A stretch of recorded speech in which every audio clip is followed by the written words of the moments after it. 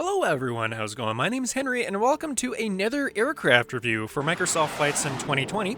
Today we're going to be taking a look at the Piper Seminole that they have on the store, as you can see here. We're going to do some flying in it today because doing my multi-IFR in real life, this is the plane I flew. Good old Seminole, really fun plane. It's actually one of the most fun I've had flying. It's a great little light twin. But it still packs a punch. It's really fun to fly. So anyways, let's take a look at the liveries and let's hop into the aircraft itself. Alright, so we got our flight set up here coming out of Brampton. Let's have a quick look at the liveries that are included. As you can see, there are a few different American ones. There's a British one. I'm looking at the registrations, by the way. But yeah, so pretty simple liveries, but they still get the job done. Today, let's go with this cool red American-looking one, the November Alpha Mike one. So we're gonna choose this guy for weight and balance for today. We're gonna do full tanks, 190, 190. Let's just say there's 10 pounds of like stuff in the back seat, and let's go flying. Alright, here she is loaded in Brampton, and again, as always for the Microsoft Store, at least most of the time anyways, the actual model looks really, really well. They did a really nice job. They have all the little details on her. They have the kind of right lights and whatnot. Now, there's something I don't really know about this Seminole in the sense that the Seminole that I fly, it's a slightly different model where the actual landing light as well as some air intake is actually on the front of the nose. I'll see if I can put a picture of the actual aircraft that I fly. And of course you still have like your drain holes and everything. You got your step, you got everything else nicely modeled. You have your gear bays. Again, it might be a little bit hard to see on YouTube, but again, you have your multiple antennas, including the ones coming off the vertical stabilizer. So it's all done very nicely, and let's just put the flaps down and head on into the cockpit, where we can see, yes, you can actually open up this window, which I always love these little details. And you can kind of see the reflection off the mirror. We use the mirror for making sure the nose wheel is locked in for takeoff landing, and you can also see the taxi line. Stay on the center line with that. But yeah, just looking off to the left side, you can see that the cowling, everything else, the nacelle is nicely done. You have proper bit mapping, everything else. Coming into the cockpit itself, and well, I should also say, yes, you can have your friends back here too. Have the old 6-pack instrument panel. You do have a Garmin GPS installed. But yeah, so you can use this for IFR practice if you want. You have all the instruments that you need. The one I fly, again, I'll post a picture here. It has the G500 suite, so it's really cool. It has kind of like the full synthetic vision and full GPS capability, so you can do both your RNAV and ILS approaches. As well as the one I fly, it's slightly modified, where it's the Piper Seminole that they have a lot of like the mags and everything off to the side. This is what it looks like. So kind of like where this microphone is in this 3D cockpit, just below that, that's where the panel would be, just over here. But yeah, no, other than that, like it's very similar for me anyways. So between the seats here, you have both your lovely fuel switches. We're just gonna switch these on.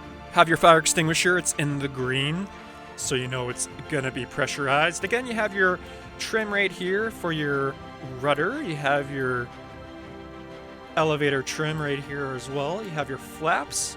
Again, that's the cool thing about the Seminole too, is that they aren't electric or hydraulic or anything. It's just you pulling a crank like you would like the e-brake in a car. It's kind of a cool little it's a fun little plane to fly. Again, it's the most fun I've had.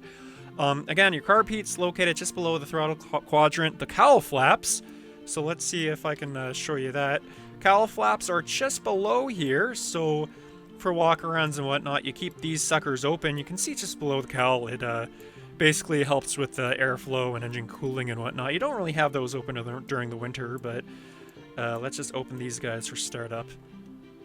And yeah, of course, everything else, you got your usual like fuel pumps, you got your gear switch, emergency gear handle, you got everything else located all around the cockpit here. And again, they've done a nice job modeling. Again, I probably only have around 10, 12 hours in the Seminole, but it's a really nicely done model. Like, I can definitely, like, the fence up here, you have your temperature gauge, you have your little speeds on your visor, things like that. It's all the nice little details that I really like about sim aircraft. So let's get the startup sequence going here. I'll fast forward for you so you don't have to sit through me just going through switches and whatnot, but if I say anything important or if I come across anything, I'll stop the fast forward and explain things. So let's go with cockpit checks, and I will meet you guys in a bit.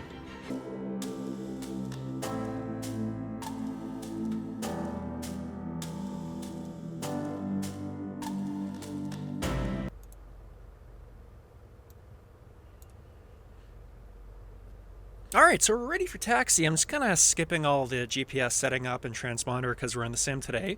But we're just going to taxi on over for a run-up now. If there's still a traffic jam over there. Hopefully they aren't doing anything crazy. Man, it's a busy day here. Okay, I don't know what these guys are doing. But still, let's go over to our run-up area and do our checklist there. We'll just do a brief... There we go. Brake off. We'll just do a quick brake check here. So we're rolling. There we go. Awesome possum. So again, we're in the sim today, so we're going to go a little bit fun on the engines right now. We're going to go through this guy. Have some spaghetti. And we're just going to taxi on over to our run-up area here.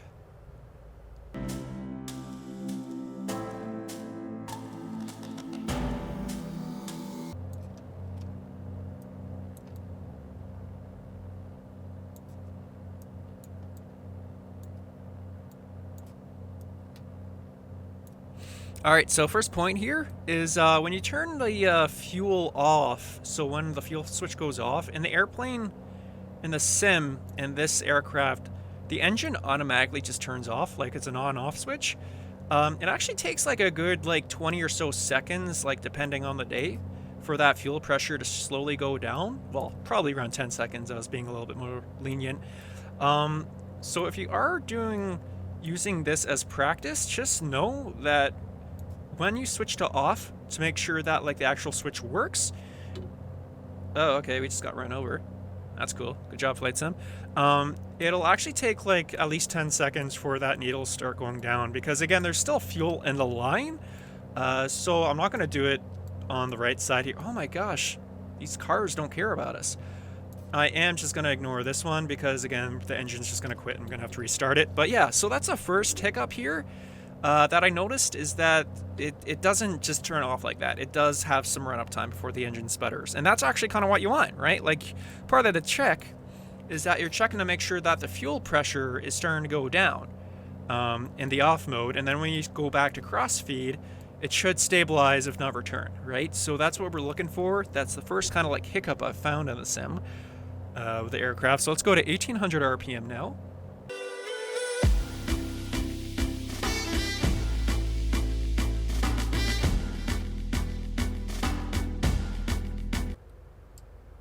Yeah, it's just kind of weird where there's a party going on here. All right.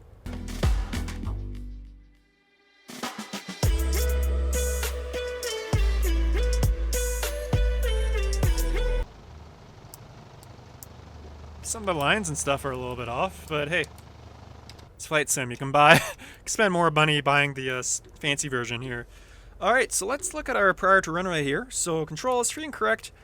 The cool thing, I'll bring the yoke back so you can see what I'm doing here. The cool thing about the Seminole, at least the one I fly, is that you can actually, in real life, it's kind of hard and it hurts your neck a bit, but you can actually see the upper tail here. There you go. You can actually see the elevator go up and down because the actual whole surface moves. As you can see there, it's a whole big elevator, so it's a little bit easier to see. So yeah, that works. That's part of the flight controls, making sure that is all nice and comfy here. Let's close our little window here.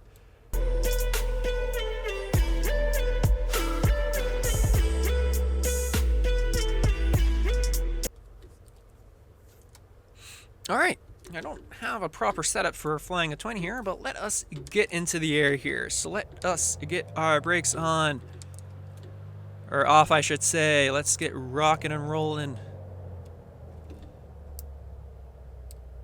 Oh, that's a little bit weird.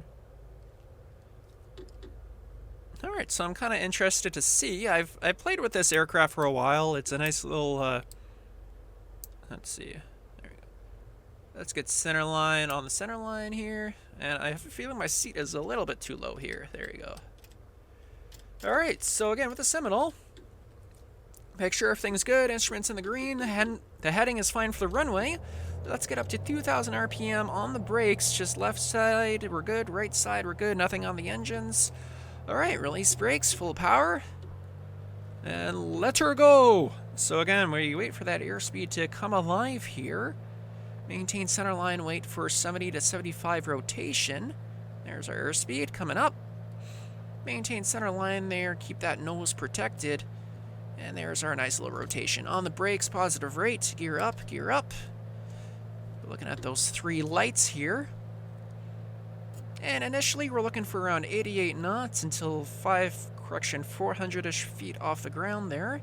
And then when we do, we can bring her back to 25. Which one did I set my RPM? There you go, for a good climb. Then we turn the fuel pumps off, we turn that. And then we can go 105 until circuit altitude here. Then we'll just straight out. We'll keep on going, just go over handling and whatnot and see how it handles. I shouldn't say fuel, like, it's a little bit, like, you got a lot in the nose, like, besides, like, your instruments and stuff that's on your front display here. You do have, like, your heater and stuff. The gas heater is in the nose, and, yeah, let's do a slight climbing left turn here. Just to show a little bit of that horizon. If there is an engine out scenario, it's winter, an easy way to kind of tell which engine it is that if it starts getting cold, chances are your left engine's failed, because the left engine is connected to the heater there, the nose. So that's whenever I got, quote-unquote, my engine failed in practice there, it's just like, oh no, everything's getting cold. Because it's our left side. So yeah, as you can tell, it's a wonderful climb rate for the Seminole. It's a nice little light twin here. Let's have a little bit of a left bank here just to show you some of that wingage. Nice little sleek profile here. That's a funny thing about the Seminole too, is the bulge nose. Ooh, can go through. Can I go through? Oh sweet, I can go through the ceiling. This kind of looks cool. You can see the end of the a little sophisticated temperature gauge here. Again, nice reflections. Flight Sim does a great job for that. Let's stop at around 4,000 and we'll just kind of go off on cruise. I'll just bring it back to 20. We won't go too far today because, again, this is just a quick romp in Flight Sim. We wanted to see how it handles and whatnot. 2 little things. This is more about flying than this actual aircraft review itself. I originally got my multi-rating on a DA-42. And of course, today we were flying this wonderful little Seminole. Cool fact about the Seminole is that it doesn't have a critical engine. And if you know what that is, or if you don't know what that is, check out the video I did on what is a critical engine. TLDR, for those who didn't read or don't have the time to learn or whatnot, pretty much what a critical engine is that, as you know, propellers spin a certain way. Aircraft with a critical engine, both the props spin the same way. So if you lose one is going to be harder to kind of like counteract the force. But the Seminole, they both operate in reverse ways. So the props both go inward, I believe. So what that means is that it doesn't really matter which engine you lose. It's going to be the same kind of amount of effort that you have to give to counteract that. So that's kind of a cool thing about the Seminole. Another thing about the Seminole, if I can get this properly, is that, again, like many other light twins, it has your good old rudder trim. For those getting your multi-rating, I'm not a CFI or anything, so this is just my personal advice. Don't call me out on it or whatever. Use at your own risk. For your multi-rating, part of your training is, of course, having an engine that fails on you. For your multi-IFR stuff, if you're doing like a cross-country portion and like it fails and whatnot, rudder trim is great because, again, you're on the cruise portion, so you're going to be there for a while, so that's awesome. But if you're doing your multi-flight test and you have to do your single engine approach and landing, I would recommend not using the rudder trim in the sense that it's one more thing for you to worry about. And when you get close to the airport and then all of a sudden you turn your engine off, you're going to have a sudden realization all of a sudden your aircraft really wants to yaw left or right, whichever way you have it set. So I'd just say, like, work out your leg, have it set ready for the day before, and not use rudder trim for doing that, because that's another thing that can like easily go wrong for you. Speaking of, let's just have a quick. Can I just do something here? Easiest way would probably just take this off. There you go. So as soon as I turn that one engine off, it's not feathered or anything, so it's producing a lot of drag there. I'm not doing anything, but as you can see the turn coordinator and everything. Very slow reaction. The aircraft wants to yaw left, so that's good. That means that they have that all simulated. You can kind of see the engine. It's still windmilling now, because again, there's no gas for that aircraft engine to work right now. So basically, it's just the wind using that. So, again, I'm not doing a flight lesson here, but of course, first things first is that you want to fly the plane, aviate, navigate, communicate. With twins, of course, for engine failures, so that you want to identify and verify. So dead foot, dead engine. So again, right now I'm using right rudder to counteract that right engine still working. My left foot is dead because I'm not using it, so the left engine has died, which is exactly what we have done. So again, let's feather that sucker, and hopefully that stops windmilling. That's off, and again, you go down and turn fuel off, everything else. So yeah, it feels nice. It's nice that you can windmill that propeller there. Makes life a little bit easier. It's not really doing it in the sim. We're still still windmilling, but hey, whatever. It's as long as you get your procedures down. And again, if you're going into descent, single engine, slowly bring that back down. There you go. Alright, so that kind of works. Again, the engine doesn't want to feather, but hey, each their own. There you go. And just like other light twins here, as soon as you get to that certain lower speed here, you do get that gear warning because the throttle's fully down. Nice thing is that you can mute that. Fortunately, the one that I fly does not have that, so it is nice. It is a nice little thing to have, though, for sure.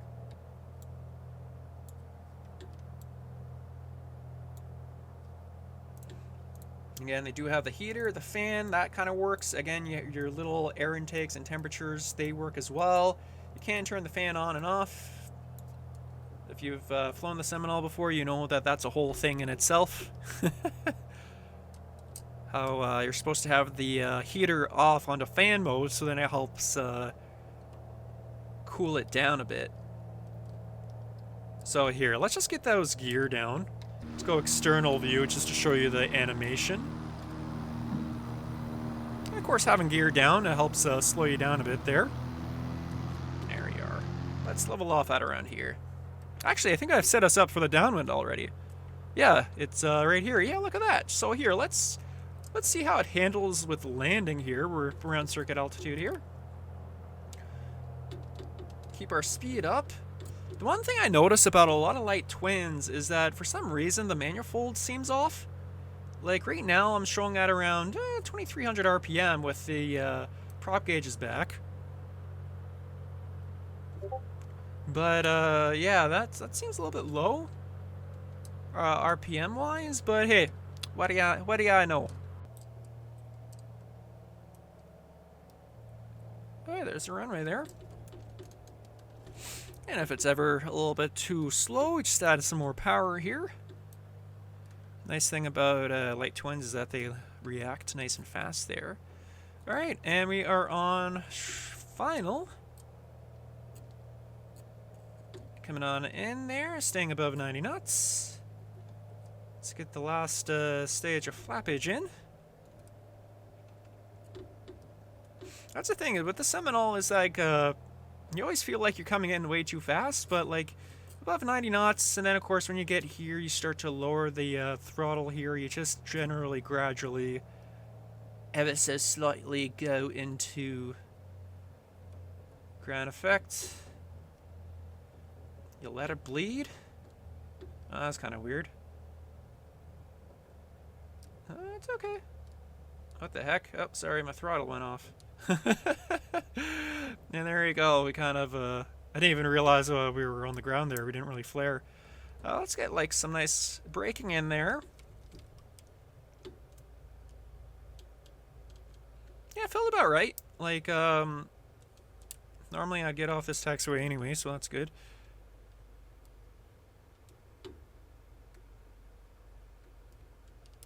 Alright, let's get an external view of taxi here.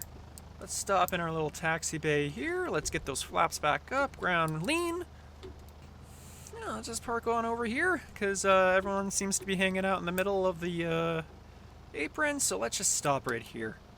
And there you go, folks, a nice little flight. Again, there's always like one or two things when it comes to like these kinds of planes and flight sim, but honestly, I think they did a really nice job. Like, again, they did a great job with the model. It would be kind of cool to have the different variations, so like maybe like a glass cockpit, like a G500 or a G1000, like, because again, a lot of Seminoles these days are equipped with those, because again, modern flight schools and stuff and requirements. But it is nice to have like a kind of a good old 6-pack, as well as with an older GPS unit, because if you can fly IFR on these approaches, then you can pretty much do anything.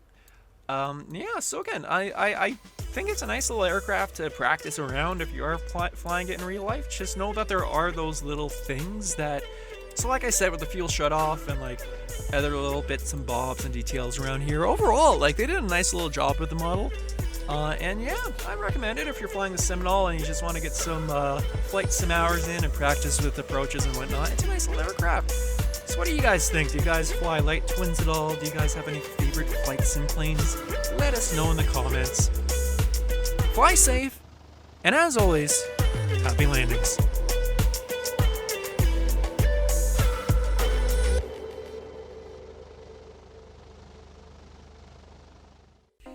Alright, it's another day in flight sim, just looking around at... This is somehow free. What the heck? You can print things? I am sold on this plane. Hello everyone, how's it going? Henry is back, and welcome to another exciting video on aircraft in Flight Sim 2020. Now, this is the first time I've heard of it. I'm surprised none of you have poked me saying make a video about this, but we're looking at the fly-by-wire simulations A320neo with the LEAP engines. I had no idea this was out, and it is a free professional aircraft. They have done a remarkable job on this. I love it when studios do this. It's been so good that they've released it for free, and of course it's way better than the vanilla A320 we get in game, as well as it has the LEAP engines, so it's very high fuel efficiency, hence why unbeatable fuel efficiency is written on the airframe. But unlike the other one, this one is fully supported. All, if not most, of the systems work. Let's take a quick wonderful review slash look slash oh my god, they included free coffee.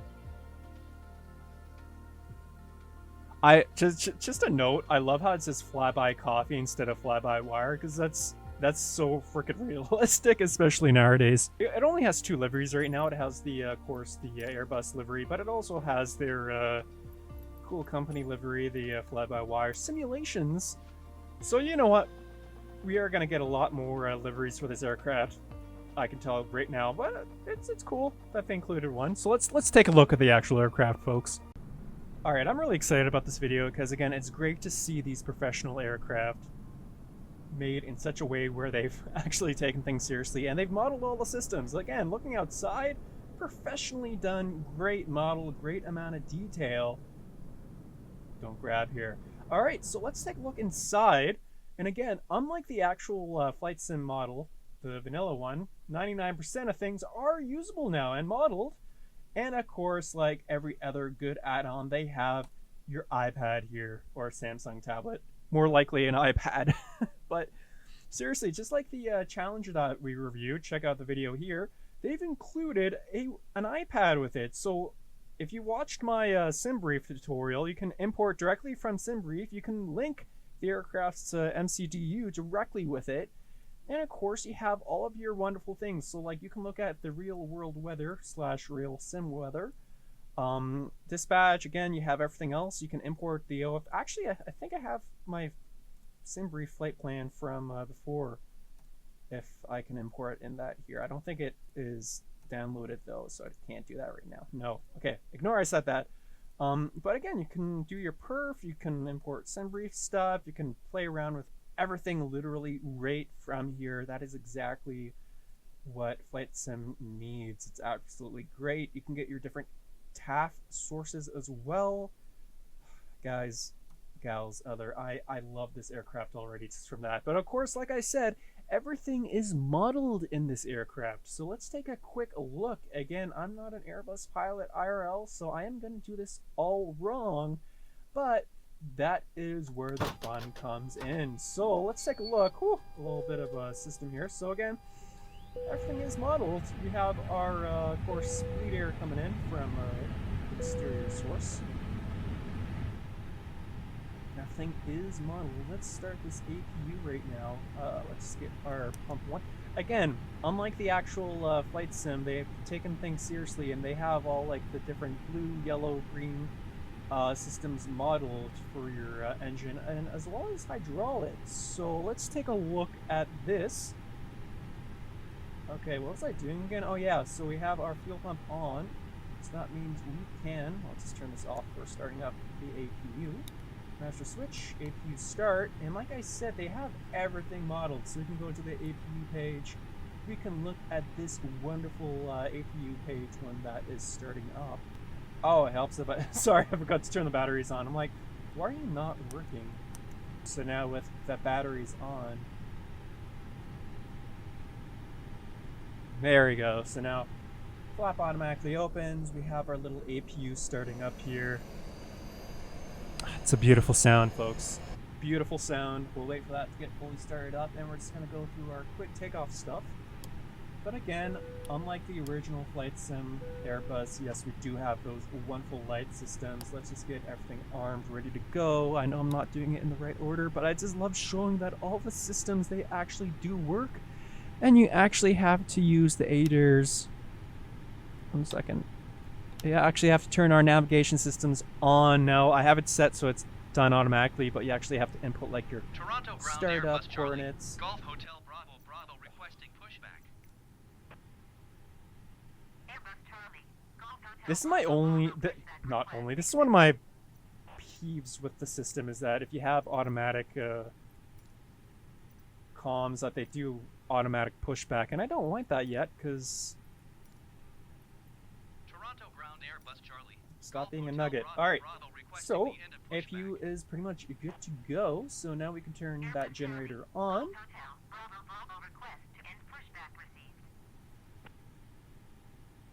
And that should be them done. Can I start? Thank you, guys. So we're going to turn external power off. We are running solely on the APU, so now let's get these fuel pumps going. In real life, we can't start both engines at the same time, but you know what? This is a flight sim. That is the wonderful thing about flight sim. It just doesn't matter, folks. So here we go. We'll have our engine start now. With APU bleed, everything's starting up. I know I'm supposed to do this in other order, but you know what? Again, I'm just excited. So engines are going to be starting up there.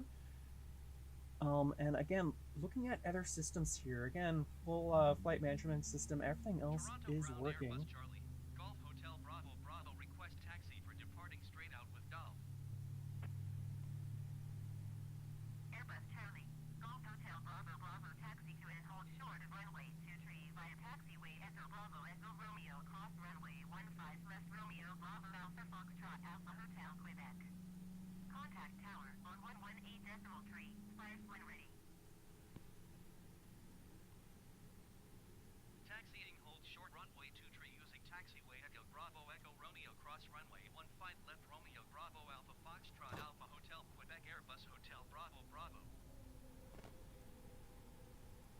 Is looking nice and dandy. So I'm just looking at a flight plan that I have planned already. If you looked at that other video, this is pretty much it.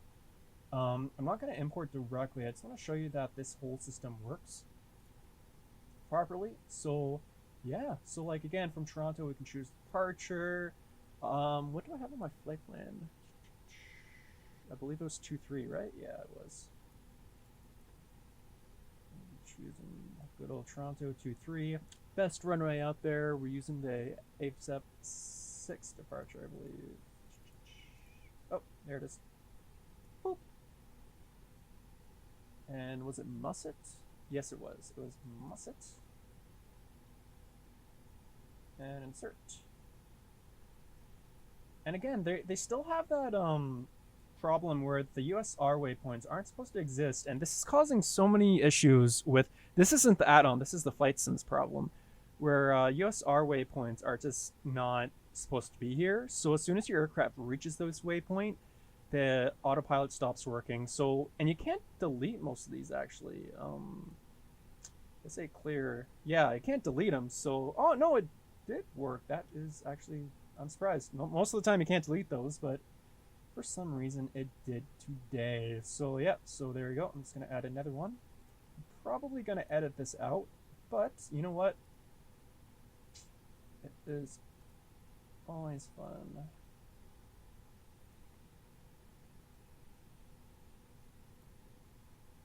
So after Musset, what do I have? Sault Ste. Marie. So SSM. Boop. And yes, everything is automatically calculated. I'm not going to put in zero fuel weight and everything else right now. It's because I'm too lazy to. There's a lot of tutorials on how to do that. But right now I'm just a little bit lazy. So I just want to show how beautiful this aircraft really is. And even the door works. I mean, that is just so much love right there. You can also use the printer. In real life, yes, we still use printers in aircraft for both dispatch communication as well as, and of course, there we go into a building.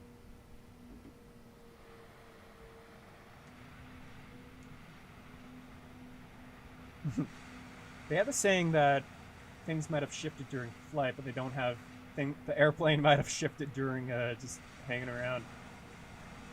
But yeah, it's a beautifully rendered aircraft. As you can see here, all the systems are working, especially reverse thrust. Blow out some windows and some noise complaints here. But yeah, so overall the aircraft handles beautifully in regards to other sim aircraft. Whoa, that is a very wide angle view here. 1 second here. Camera, reset. Please reset my camera. So again, it's an Airbus, so everything's going to be managed, especially when we get that auto throttle. But let's just taxi for a second here.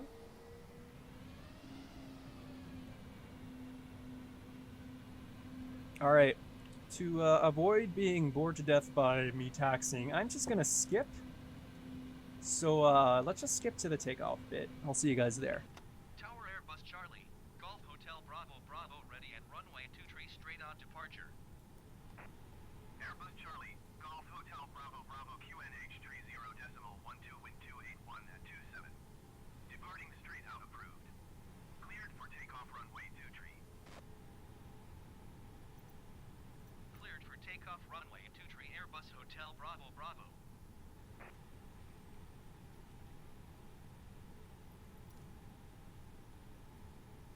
Alright, so there we are. We are clear for takeoff. So let's get into position here and let's hit the throttles. Alright, so nice thing about the Airbus is that, again, it has its wonderful auto throttle management system.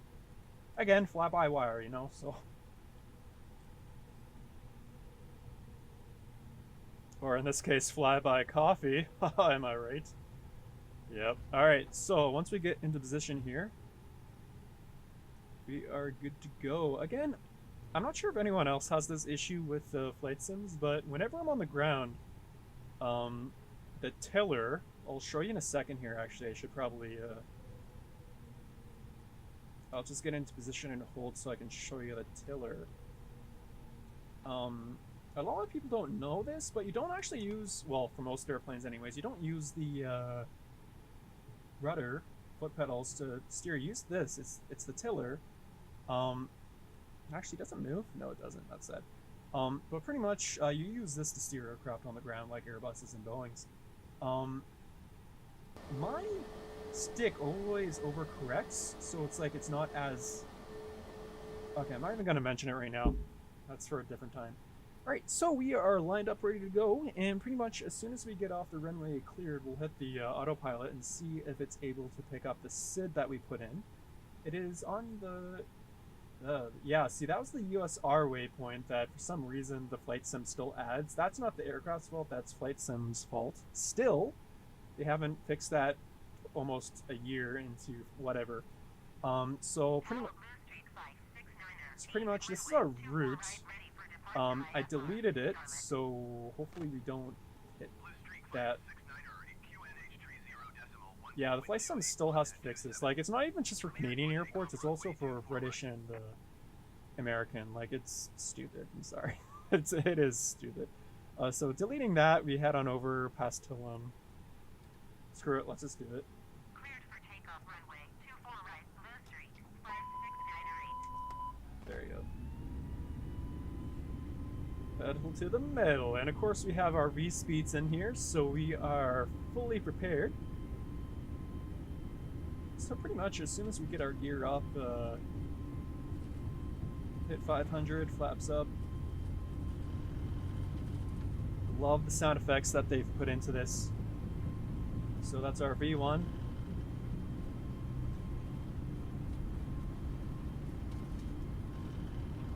Yeah, screw it. Let's go. Let's go, folks. Again, I'm sorry about the frame rate of the stream. Oh my gosh. Sorry, folks. My controls just kind of shifted there by accident. All right, let's see if this aircraft can. Everything is managed. And look at that. It's just like a beauty. And again, we have auto throttle on, so it is keeping it at around 200. Everything's automatic. Airbus Hotel Bravo Bravo, leaving my airspace frequency change approved. Everything else Tower should Airbus be Charlie, Golf Hotel Bravo Bravo, frequency change. This is beautiful. Airbus Charlie, Golf Hotel Bravo Bravo is Let's see, is it gonna Airbus stop or 20 is it gonna miles circle? west of Toronto, 3,000 feet. Request clearance to transition No, to Charlie it airspace. still circles. Okay, so that's bad. Airbus Charlie, So how you fix Golf that? Hotel Bravo Bravo approach. Squawk 6766. Let's do direct to Tom. Squawk 6766 Airbus Hotel Bravo Bravo. Airbus Hotel Bravo Bravo radar contact 3 miles west of Toronto, 4,400 feet. Yeah, so that works. So as soon as you choose a waypoint outside of the sitter star, Microsoft Flight Sim is able to simulate that. But as soon as you get it into a sitter or star, it doesn't matter what airplane you're on, the system bugs out and you get stupid stuff like that happening. All right, so here is Vancouver. We kind of skipped ahead there. It's okay if you fell asleep, but of course, turn that back on. So yeah, we still have our fly-by-wire coffee and our fly-by-wire aircraft here. So we're going to be doing a manual approach today. We aren't going to be using the ILS at all. We're going to get some stick time with this fly-by-wire bird. That's the thing with Airbuses. I'm always confused with the side stick. You know, I'm so used to having a yoke or a stick in the center. I have no idea how pilots get used to that in real life. I don't know. I just find it funny. One of those funny little things. So, yeah. So there's the runway right there that we were going to be using today. You got 26 right. Let's aim for around 140 knots. Let's get a cool external view here.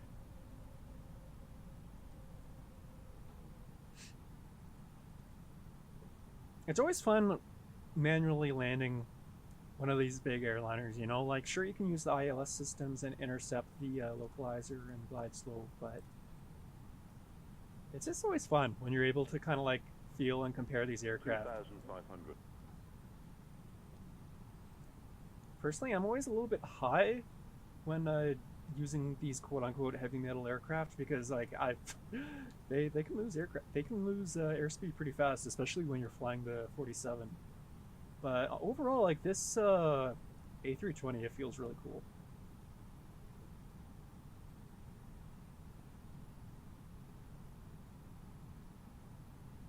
Are a little bit high, but you know what?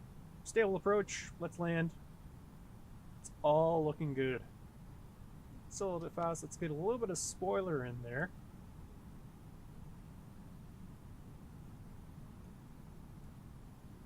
Get this spoilers, nice.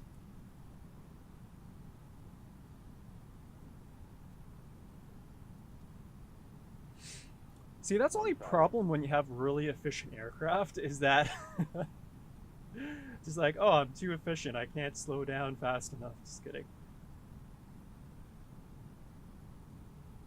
Alright, runway in sight, everything is good, stable approach. A little bit fast, but you know what, that never... Okay, it has hurt somebody before, but you know what, we're good to land. 400. Once we hit 300 here, we'll do our final approach check. 300. Alright, we're good to land. Let's kill that spoiler. 100. Nice. 50. 40. 30. 20. Retired. Retired. 10.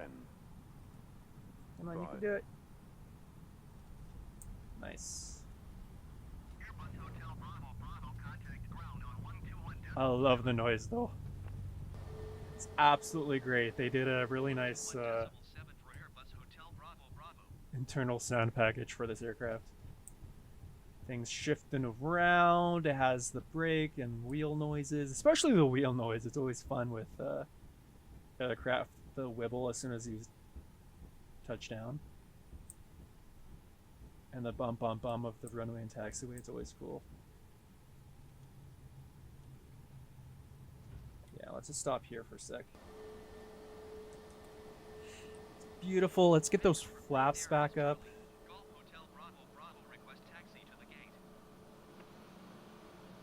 Airbus Charlie, Golf Hotel Bravo Bravo, taxi to gate 20 using taxiway Alpha. And actually, just to end this, I just want to see if something's possible. Taxiing to gate 205 taxiway Alpha. What happens if we Airbus turn Hotel the Bravo engines Bravo. off?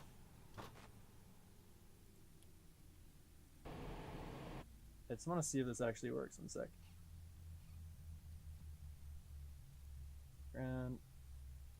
Passenger. Door forward. Door out.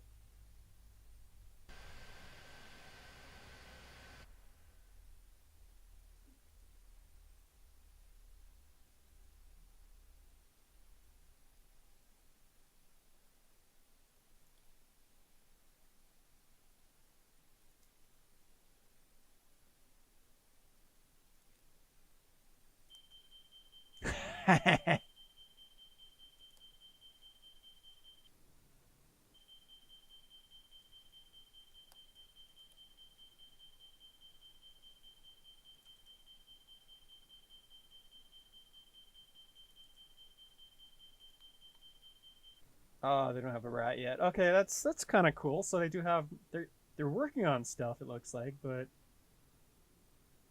this is pretty cool. Overall, I love this aircraft. I'm really looking forward to more aircraft like this in Flight Sim. Hopefully, again, more payware aircraft going free with support from Microsoft and Upsovo. But as we also saw, they do have some work with, not the aircraft, but the Flight Sim itself. So they do have some things to fix with the SIDS and stars. I know other Flight Simmers are having issues with that as well. But overall, great aircraft. Pick it up now while you can, guys. This is a free to download and play aircraft. As always, fly safe, happy landings, and see you in the next video. Thank you, everyone, and goodbye.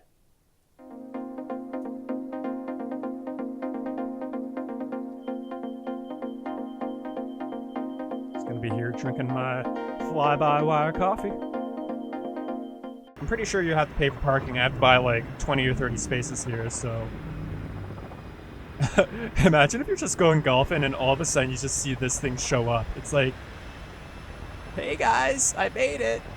Gosh darn it, Jeffrey, you're taking up the parking spot again. Hey everyone, how's it going? Henry here, and welcome back to the channel. Today we have an out of this world, quite literally, aircraft in Flight Sim. Today we are looking at the Pelican, because I had never actually really played Halo before, so now I get a taste of it with a cool dropship that for some reason I still can't look at on my own here. I know this is for like the Halo coming out and it's like free advertising and whatnot. It's free, you can download this right now, and it has like multiple different liveries, so you guys can have a cool civilian looking Pelican or an orange flavored Pelican or a purple bubblegum diva pelican, whatever you want, whatever your flavor is, you can get your pelican. Ooh, this is kind of a cool looking one. Look at that little camo. All right, here we go. We are in Santa Monica, so it's just north of good old LA, because I don't know, for some reason LA is always where the aliens are in movies. They have a mode where it's like baby's first VTOL, so it's in landing mode, and then you'll see in a second where it transitions, kind of like an Osprey. But yeah, here we go. We have our wonderful pink, I'm sorry, this in contrast to like an actual jet is kind of hilarious. So yeah, let's give it a go here. Oh, it's just like that Top Gun series. It looks like we have Ford trucks and stuff. So this is me giving it, whoa, what the heck? I didn't do it. Alright, so throttles are on the ground. Let's see, throttle's low. Let's see what happens when I add a little bit of power here. I do not do anything, and here we go. So it looks like once you add power, it's vertical, and then of course you kind of like thrust forward. And can we thrust back? Yes, we can. It makes no real sense, but hey, video games are great. And then left and right, okay. This is cool. This is cool. So if I get full forward, kind of see on there like the vertical thrust starting. And then I think when we click the landing button, we should transition to, yeah, there you go. So it's like, whoa, full flying mode. Yeah, so that's, look at our speed increase there. So yeah, that turns off like the quote-unquote landing mode. So now it just flies like a normal airplane. So again, it's kind of like baby's first VTOL. The landing mode is really simple.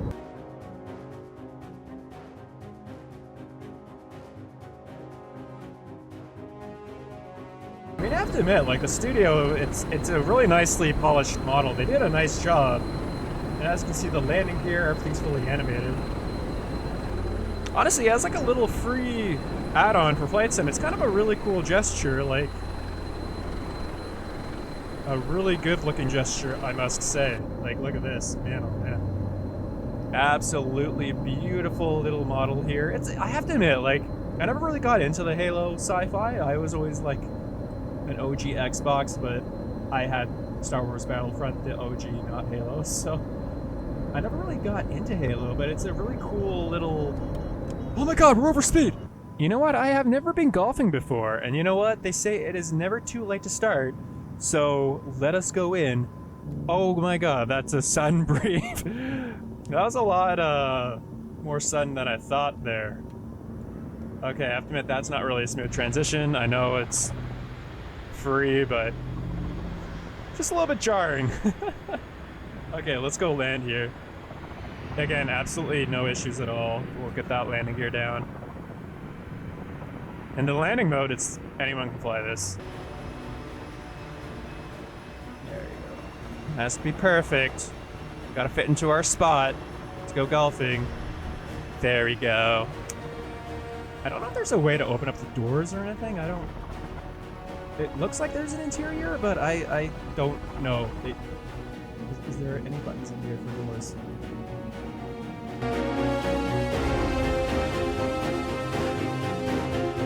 Alright, random building approach. We are coming in. What's the guy's name? The chief? Get the chef ready. I'll probably spell chief wrong, so I'm just calling him chef. On the 12, we're going in. Oh, that's kind of cool how there's like a little bit that sticks out of the side here. Is that for like cleaning windows and stuff, or? Let me know. Yeah, this is LA, right? Yeah, it is. It's a GTA, so it must be, right? Whoa, what the heck? Gosh darn it, physics engine. So yeah, I have a feeling they haven't fully implemented the physics engine for VTOL aircraft yet. Oh, come on, you can land. I think that's as good as we're gonna get it. Like, that's the only issue when you base your entire engine off of like photogrammetry is sometimes you get weird triangles like this. But you know what? It works. We made it safe and sound, and we apparently landed on top of the bank. So there we go. Now we can get this view without wasting all of our gas. So it was definitely worth the flight today. Anyways, thank you everyone for stopping by and seeing this cool little addition to Flight Sim. Let me know what you think as we fall off this building. Oh.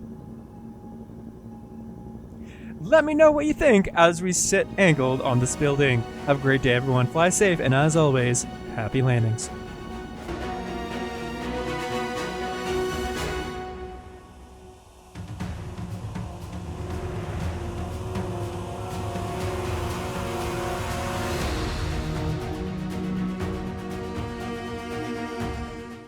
With the latest version of Microsoft Flight Simulator 2020, Microsoft has also released the Ford Tri-Motor for free to current users of Microsoft Flight Simulator. You can also get the float and ski variants included as well. Also, many free liveries included in the package too. Get this free aircraft today, start flying around, and of course it also has a full 3D interior model too. Have you flown it yet? Let us know in the comments below and follow for more.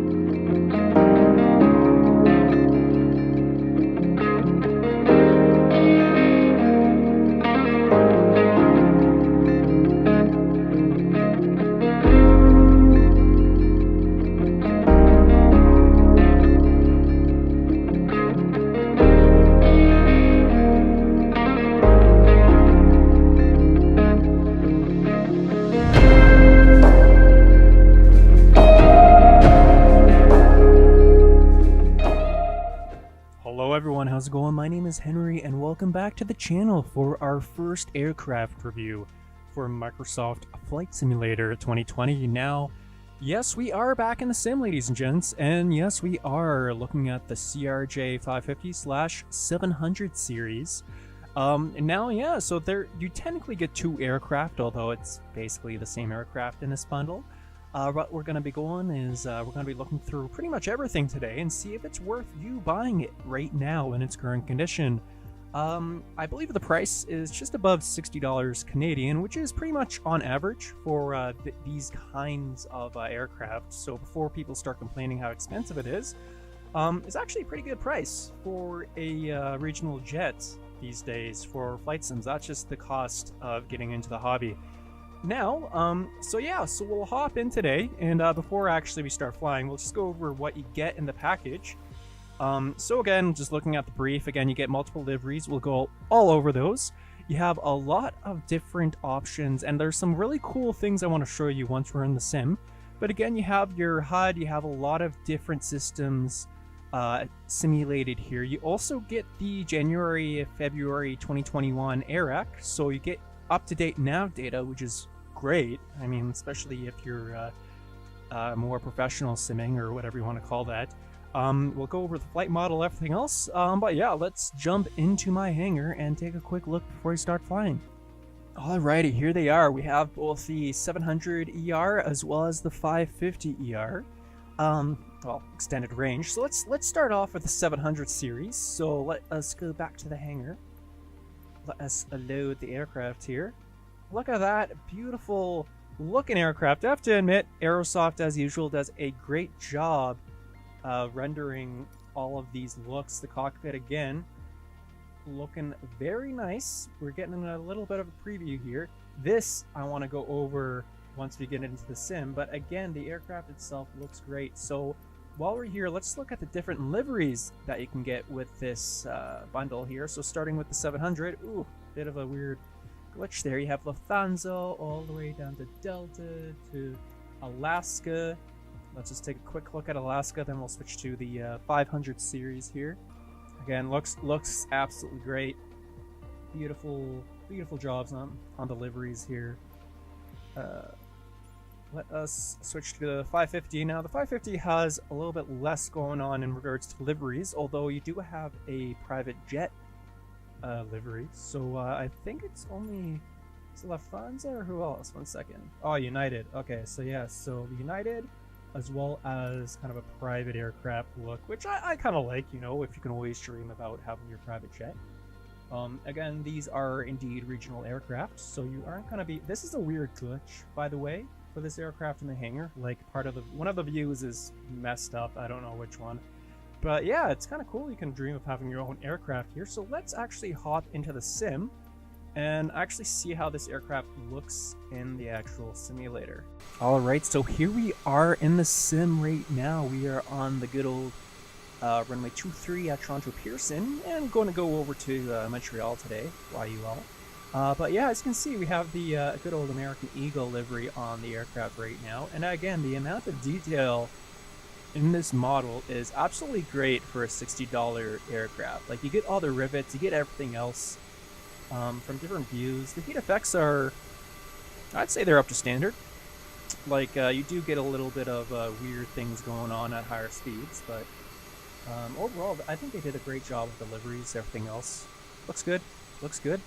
And yeah, so overall on the outside of the aircraft, like, even if I just get some flaps in here and you get a little bit of speed brake spoilers going, you still do have a great amount of detail, even in here, which sometimes aircraft creators forget to do. They still have all like the rivets and colors within the slats and flaps as well. So that's really good to see, especially like all the little details and up here under the slats. It's really cool to see that amount of detail, including in our wing lights as well.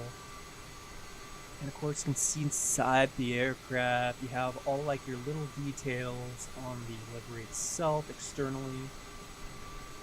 It looks really, really nice. Now, before we go any further, I will show you what our graphics settings are today. Let's go into general, I believe it's general graphics, yeah. So as you can see, I'm running high-end today, so while not the ultimate, these are my settings right now, if you want to compare to your own computer, because I know that there's a lot of different flight simulators out there, or simmers out there. So yeah, I do get a weird reflection off of the engine, but honestly, like, that's probably just the heat.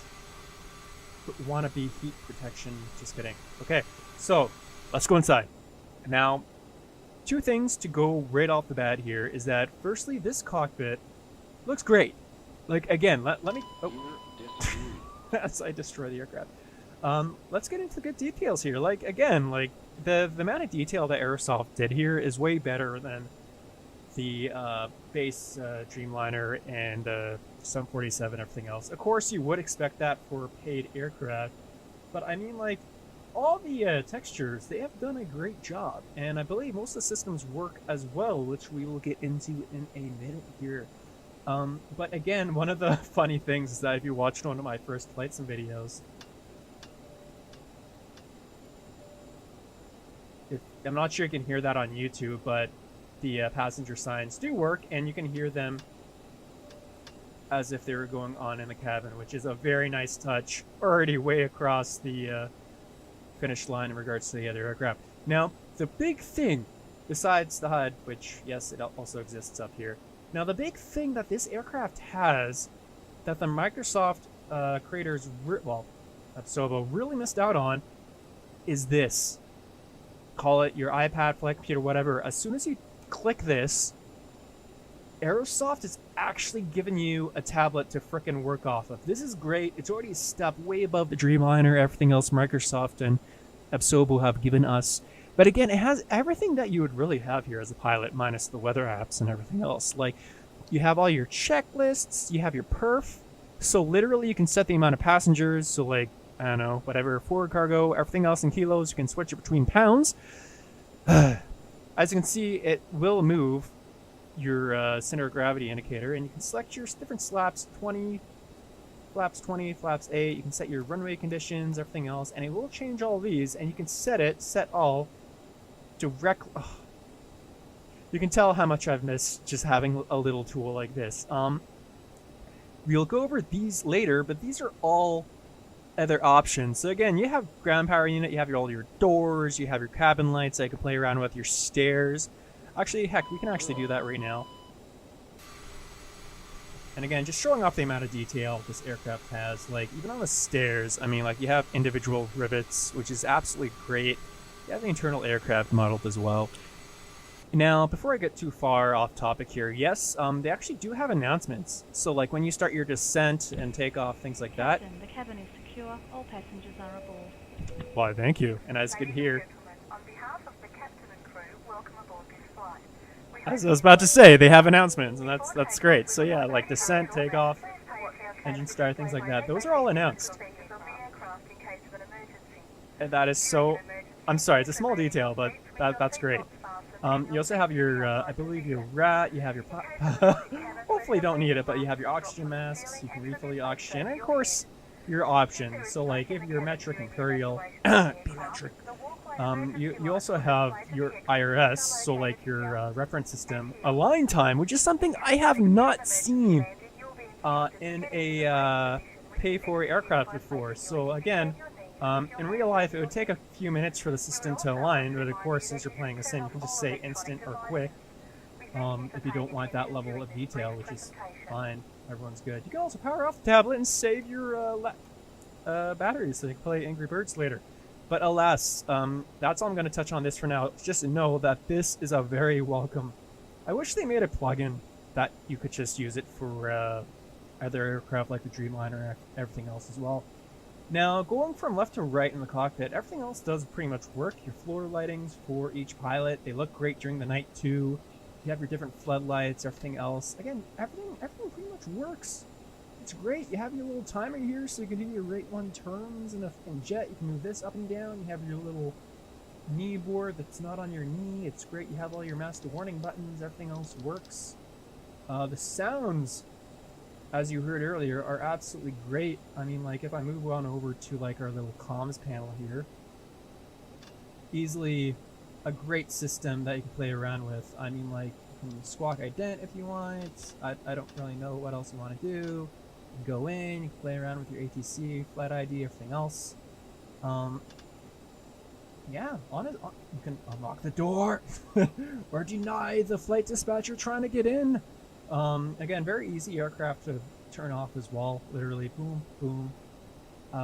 We'll get into the FMS and everything in a second here. Again, all your lights, everything else do work. For some reason, external lights, strobes are default off, even on the runway, which is kind of weird. Like I said before, you do have your heads-up display. Pretty much all the other systems, they do work. Again, you can turn off things, turn things on. Again, we already talked about the passenger lights, ELT. The autopilot works, thank goodness for that. That's a good thing to have. And of course, you can go back and get coffee, but overall, a great amount of detail. And you can look behind you.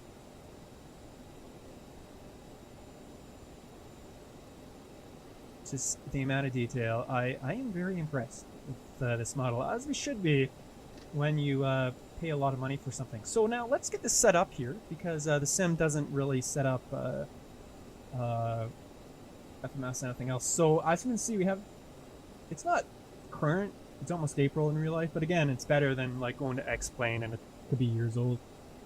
So yeah, pretty much FMS, everything else works fine. Let's do CY, Z, and destination. Now, I'm going to be using skyvector.com to do the legs here, not the internal Microsoft Flight Sim Flight Planner. So, let me just see if you can see this. So basically, this is what I'm using right now. I made a video about it. Check the link to see.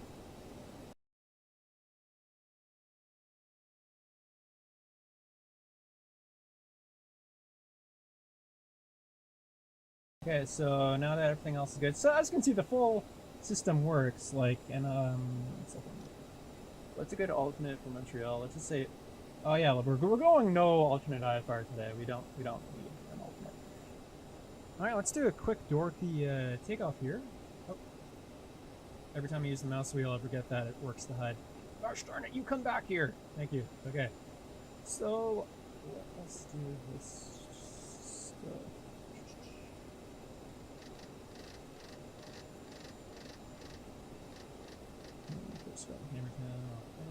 Let's do a quick takeoff, and we can see how the aircraft kind of reacts here. It's nice how they have the HUD for an only certain view position only. So I'm not even going to put in any more details here. We're just going to go for a full... spoilers out. So as you can see, the whole computer works in regards to the warning systems.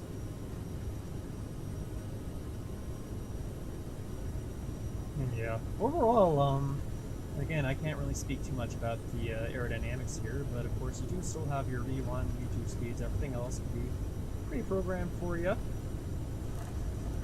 Actually, let's see how the sound effects work.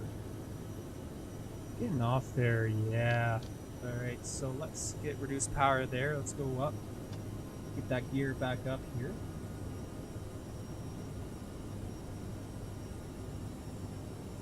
American 3241 contact departure on 127.57. 127. And as you can see here, yes, the aircraft looks beautiful. Slats going in, gear fully up. You still have those wonderful... Please expedite your climb to 9,000 feet. No. I'm showing off the aircraft right now. Alright, so yeah, as you can see, the aircraft looks absolutely wonderful. The reflections, the bitmaps, everything else is done very, very well. And again, I'm impressed. They did a really nice job, especially for a regional aircraft here. And yeah, it looks terrific. Alright guys, it looks like you fell asleep there. My videos aren't that bad, come on now. So we've made it to, we're actually going for Mirabel today. Now, just slowing down the aircraft here, because I just want to show you something cool, and that the aircraft is actually really good at slow flight. It's not as bad as I thought it was gonna be. Let's just actually speed up here. We're actually just about to land. You can see the airport way over yonder in the distance here. Now, let's get us back down. Let's get a full flaps into position here. And again, I find it a fun little aircraft. Well, it's not little, but compared to like a 737 or something, it's average size. I don't know, it's regional aircraft size, okay? Yeah, the aircraft is actually really fun to fly. I find it fun. I like regional aircraft because, again, it's a little bit more fast-paced than your medium or long-haul aircraft. Because, again, shorter flights, right? So you can get more flights in the day and whatnot. But overall, like, the aircraft is very responsive. I think that they did a great job with the flight model. Not that I can really say anything. I don't have my ATPL or anything. But overall, like, even on the Final Pro, it's like, it looks great. The heat effects, you can see the blobbing a bit, so they aren't really fully like 100%, I'd say, but I still think they did a nice job. Sorry, I'm doing this on a manual approach here. Just to show you guys some of the cool little features this aircraft has. Now again, we are landing. Let us get this guy back down. Let's get our little HUD back down for landing here. Well, let's aim for around 135 for our approach. So yeah, as you can see, I'm not really having any issue flying this aircraft manually. The aircraft is absolutely fine. It does, again, have its full ILS package or everything else that you would expect to have in an aircraft these days. But, I don't know. I find it a fun airplane to fly, especially when you're kind of going its limits, so like Toronto to Denver or somewhere. Again, it's a real joy. Let's get this aircraft on the ground here and see what else we can play around with. We'll show off what we can do once we've taxied off the aircraft here. Now, the one real detail that seems to be I'm not sure if it's a bug or whatnot, but in the third-person display where we are now, and it's kind of weird flying the aircraft manually. Man, this thing drops speed fast. You see how fast that went? Yeah, there's two glitches in this screen that I see, and that's the flaps indicator on the bottom right doesn't show that we're actually full flap right now. For some reason it's stuck at 0, and the engine indicators don't actually have like their arcs active, and for some reason the engine's flickering up and down. This is the only aircraft that I've had this problem with. Again, that's the only real bug that I've found so far anyways from having this aircraft for a few days. Yeah, everything else is A-okay. And again, you can see we do have a slight crosswind here, so we're kind of crabbing into that wind, but yeah, overall, those are the only two real bugs that I have found so far for myself. So yeah, so now that we're a little bit high, we can kind of show the power of the spoilers here.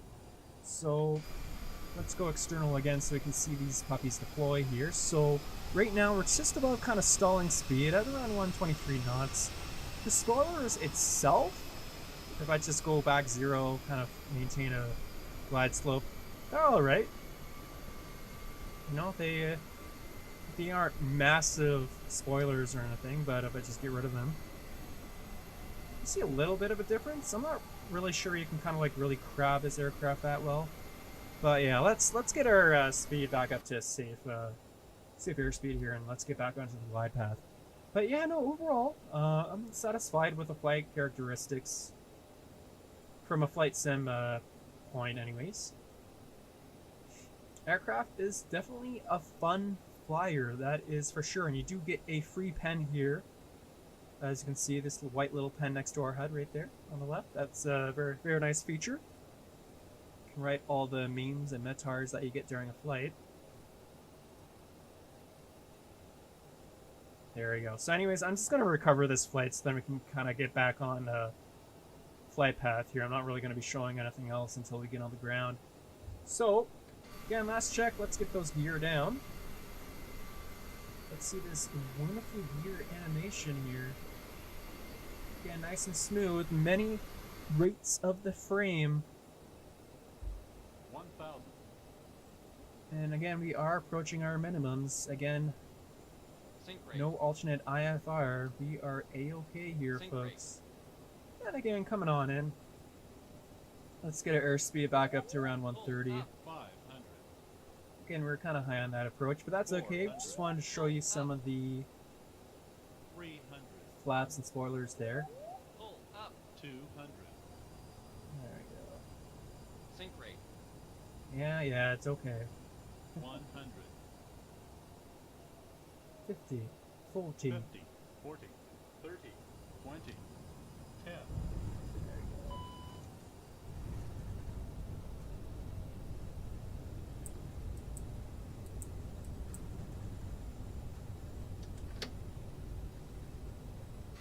It's always weird switching between internal and external cameras when trying to fly something manually.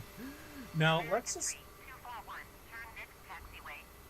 let's just get off the runway here, in case if there's anyone else, and let us just take a quick look-see at the other cool features that we have with this aircraft. So if it's American Tree, 241 exit, runway when able. I am. Stop pressuring me. Okay. American Tree, 241 contact ground on 121.8. Let's just stop here.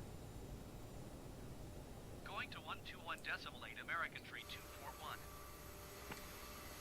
Okay. So now that we're here, no one else is gonna come. This is absolutely fine for a little demonstration here. Now again, this aircraft is very well done. So let's go over the few cool things that you can also do here. So you can go to aircraft, and as we showed before, once we get our chocks in, you can do a few other cool things. So we can have ground power cart, you can open your doors if you wanted to. Actually, we should probably turn off the screw it, let's just turn off the engines in a non-chalant way here. One sec. Boop. There you go. So you do have ground power, you can open your service door, your main door, your cargo doors, other cargo, you can have a ground air cart, you can play around with your cabin lights if it's during the day or night. You can pretty much do whatever you want here. Let's take a quick look at everything kind of exposed. Yeah. Even the internal cargo bay, they have detail in there. Look at that. It's great. Brilliant. Looking good. They have full chocks in here.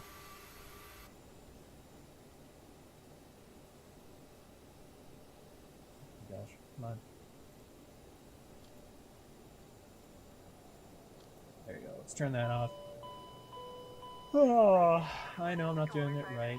Please make your way to the exit and please make sure you have Alright, but yeah, so overall, I'm really impressed with this aircraft. They've done a wonderful job with it. Just wait for those turbines to stop spooling. But yeah, so you can stow your passenger air masks, everything else. You can do the full 9 yards. You can look inside, refill the crew cabin oxygen masks if you want. You do have your different thingamajiggers here. And there we go, folks. We're going to be ending in the 500. Now, the big question is this aircraft worth the buy? And in my humble opinion, I actually say yes. If you like regional aircraft or just want to try something new, then $60 Canadian actually gets you a really nice package. Two similar aircraft, but very dynamic in the sense that if you haven't really tried regional flying before, or if it's something you absolutely love, you might find something that you really like. Again, right now we're in the private livery right now, private aircraft. But you know what? The nice little features, the nice little details, they've done a great job with this aircraft. Airsoft, kudos to you. As well as I really like the idea that they actually included the iPad or computer or whatever you want to call it. This makes life a lot easier. I'm surprised Microsoft and Obsobo didn't do this. Definitely looking forward to when this comes to the Dreamliner, 47, everything else. But again, I actually recommend this. It is a nice piece of kit you get for $60. It's a nice little aircraft. Well, compared to like 47 or an Airbus. But again, they did a really nice job. Definitely tell that they put their time into it. Again, just a few little bugs. Again, the engine and flap indicator, as well as the camera and the hangar view. But other than that, I haven't really found any bugs with it.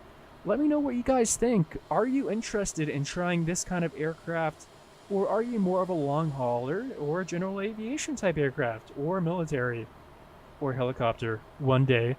Let us know in the comments below. Do you have this aircraft? Do you like it? Do you not like it? Let us know why. If this video, or shall I say, when this video gets to 1,000 likes, we will head on to the next Flight Simulator 2020 review. Personally took me a while just because, again, I still have a few issues with Flight Sim 2020, but you know what? This is what you guys wanted, so we did it. I know they have a 737 MAX in the store now. Isn't getting a lot of good reviews because it looks like it's more... I don't think they modeled a lot of systems in it, to be honest. I don't know how accurate it is. So, hence why the lower review rating. But yeah, out of 5 stars, I probably give this one, like, 4.5. Like, I think they did a nice job of it. But anyways, thanks again for flying with us today, everyone. As always, fly safe and happy landings. As I'm waiting for my crew to get me my Tim Hortons coffee here. Anyway, see you guys later. I'll just be waiting here for my coffee.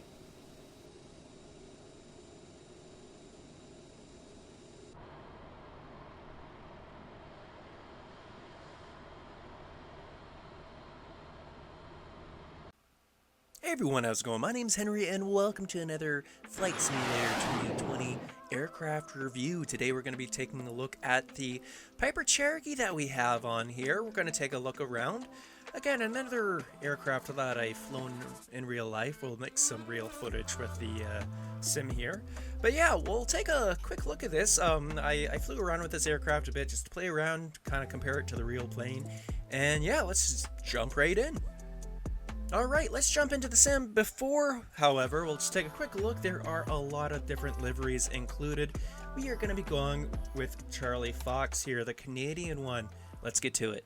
Alright, now here we are in the aircraft, and if you have watched some of my videos before, you may kind of recognize this cockpit because it is pretty much similar to the Piper Seminole, because it's basically Seminole with a single engine. See, similar cowling, things like that. But yeah, so even just looking at it, again, very nice little rendered model here. We got all the antennas, we got all the lights, everything else pretty much good to go. And looking inside, we have a very nicely done cockpit here. We can hide the yokes for a second here just to take a little bit of a look at all the working buttons. And of course, the window works. I am always a sucker for those little details as well. Now, the cool thing about this model is that you notice that we kind of have like the old Garmin 100, which, yes, this is kind of how the good old GPSs used to work. So again, as soon as you turn it on, it shows the information. You notice that we have the old radio stack here, so you can play around with it. The cool thing is, with this aircraft, you can actually switch the options. So instead of like going with the old, radio stack, you can actually come over here, turn off tie downs, chocks, things like that. But you can also switch the GPS system. If you want a newer Garmin double stack here, so with the backup GPS, you can do that. Single with the radio stack. And back. So if you want, you can fly kind of like the old classic version, or you can even just, fly the more modern version, which is really nice. I really like that option that you can do. Again, everything else really works. So if we put up the throttle just a bit here, you will see, of course, RPM, just like any other aircraft in this sim, will go up. The oil temp and fuel pressure will eventually start to go up as well. Full fuel tanks, of course, that's all animated. And of course, our six-pack and our navigation instruments are all working as well, of course, with all the other buttons and things like that. Now, coming over here, you got all your circuit breakers. And yes, the circuit breakers actually work. What the heck? That is something that you don't see a lot in these sim aircraft. So again, that's another little bit of detail. Now, two things to know. The Cherokee, of course, we do have flaps. We can do a flapless takeoff. We do have the wheel pants. I'm not sure if I can turn that off. 1 second here. So we do have full control. You can refill the oil, recharge the battery, thing like that. You can add a friend if you want. You can look at your doors and stuff like that. You can unlock things. It's all good to go. The aircraft is very well made. Now, if we come over here, you can open things if you want. So the back door, as you saw there, everything was animated. Everything was done there. You have your tow bars, tie downs, chocks. You can if you want. That's all done as well. Boop, boop. And again, if you don't want to actually click the yokes, you can just hide them from here. Just like that. Alright, well, let's get in the air, and I'll just show you one or two things about this aircraft that are really good, and one of them that's kind of weird. Let's get going here. And a nice thing about the Cherokee too is that it does climb very well.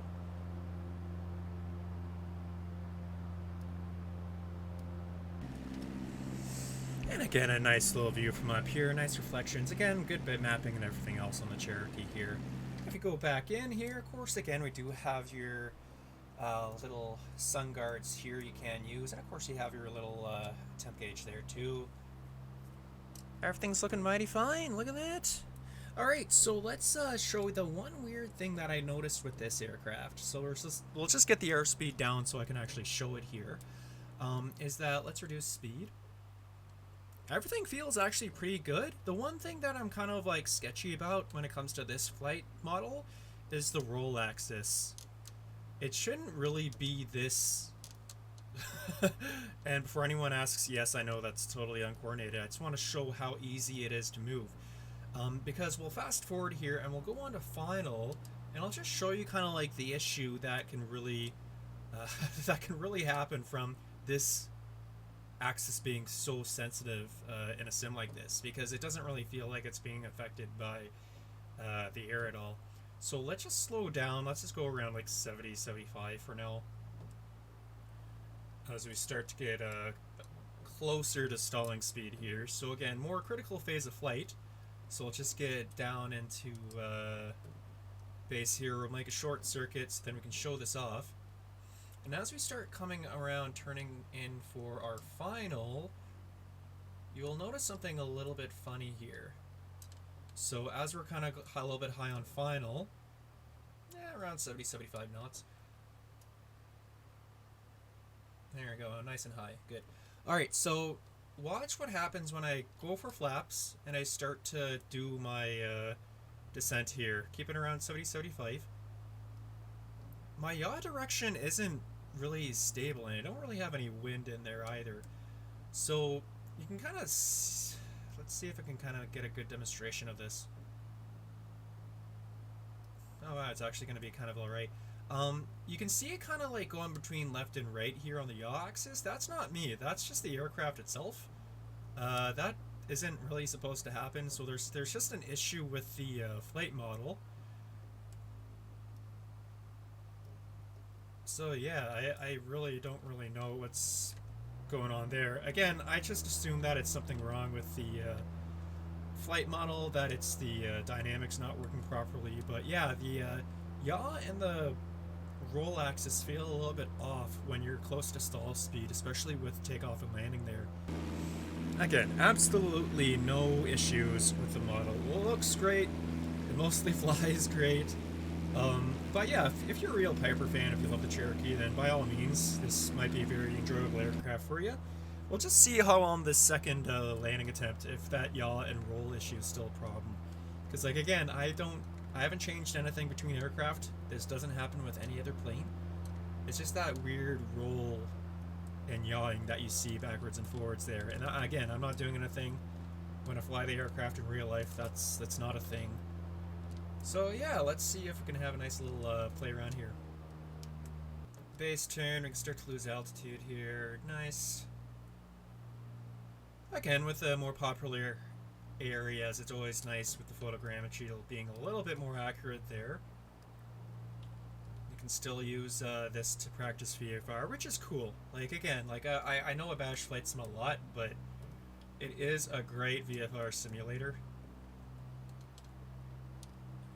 As we get on to final here. And again, like the aerodynamics seems fine for now. It's basically just when it gets a little bit closer to final here that things start to go a little bit haywire. Let's get that full flap in. Yeah, so as soon as I turn the engine off, I don't know if it's like a weird propeller effect. A little bit of adverse yaw. It just seems really pronounced in this model. I don't know, because like again, I'm not touching the rudders at all right now. And it should be fairly stable. As we get a little bit closer to stall speed there. Yeah, okay. I don't know. that's just my only gripe with this aircraft, is that the yaw and the roll axis seem a little bit unstable here.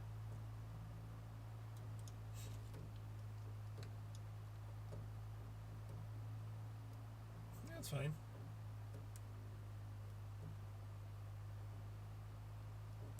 Because as soon as I'm starting to get a little bit closer to the flare here, you can see me struggling a lot with the ailerons and everything else, eh?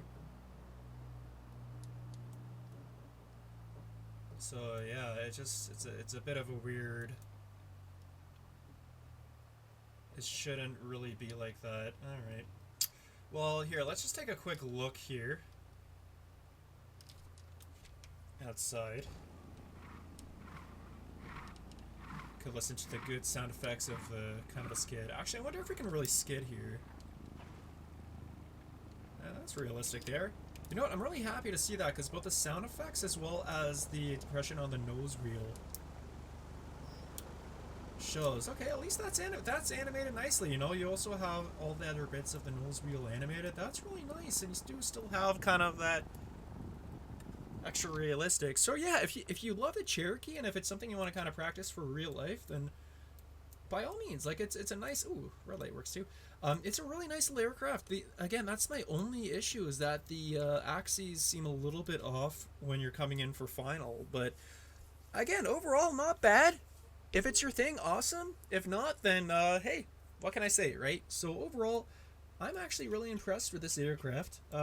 Again, just a little bit of tweaking on the yaw and the roll axis, and that's about it.